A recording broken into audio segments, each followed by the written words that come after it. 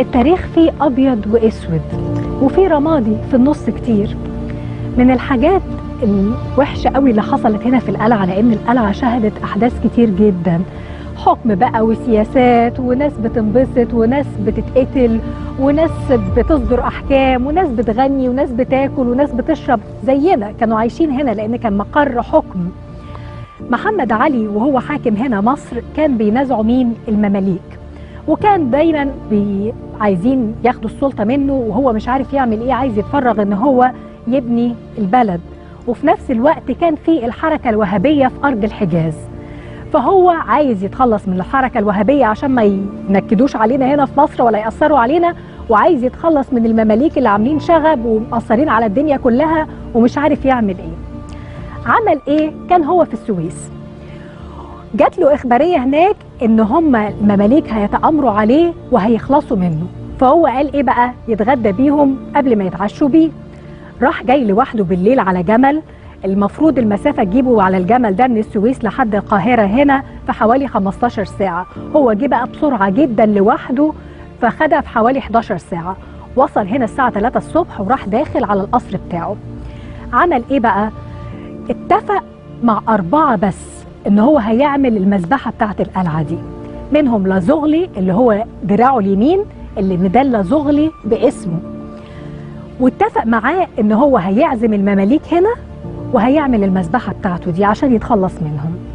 في نفس الوقت امن نفسه وخرج كل بقى الناس اللي تخصه من هنا، طلع ابنه ابراهيم باشا بجيش حطه هناك في حته بعيد في القاهره، تحسبا ان لو العمليه دي فشلت وهو اتقتل يبقى هو يقدر يتصرف بجيش ومحدش ياخد الحكم منه.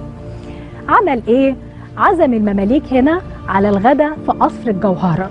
قصر الجوهرة ده هو سماه قصر جوهرة على إحدى زوجاته، يعني زوجته الرابعة، زوجة محمد علي الرابعة كان اسمها جوهرة، فهو سمى القصر على اسمها. المهم هو عزم المماليك، كلوا وشربوا وانبسطوا آخر جمال يعني، ومدين الأمان تماما، ولابسين بقى شيك جدا، وهم كانوا بيحبوا يلبسوا مجوهرات وحاجات تقيلة. وبعدين قال لهم انا عامل الاحتفال ده، وكان قايل لهم ان هو عامل الاحتفال ده بمناسبه ان هو هيطلع ابنه طوسن باشا يطلع يحارب الحركه الوهابيه في ارض الحجاز. يلا بينا ننزل نكمل الاحتفال، وخدهم ونزلوا من القصر علشان ان هم ينزلوا الاحتفال.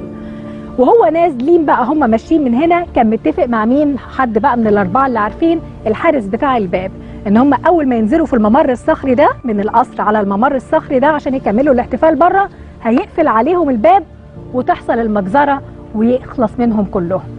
الناس بتفتكر ان المذبحة ان هو ذبحهم، لا هو ما ذبحهمش، هو اول ما نزلوا هنا طلعت رصاصة من فوق، دي اللي هي اشارة البدء يعني، وراحوا ضربينهم بالرصاص. اكتر من 1000 واحد من المماليك ماتوا في المكان اللي احنا واقفين فيه ده، ما حتى الهدوم بتاعتهم عشان تقيلة وما كانوا جايين حفلة فبتاخدوا على اخوانا، فما يعني ما اسعفتهمش، بقوا يقلعوا الهدوم ويرموها، يعني المكان ده تحس ان هو كله ريحته دم وغدر.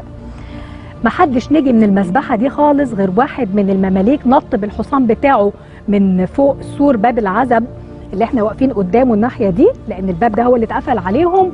الحصان طبعا نزل ميت وهو نزل متفشفش، صعب على الناس اللي في الشارع، خدوه، وبيقولوا ان هم يعني خدوه خبوه عندهم لحد ما تداوى من جراحه وسافر وعاش في لبنان، وهو اللي حكى اللي حصل بعد كده.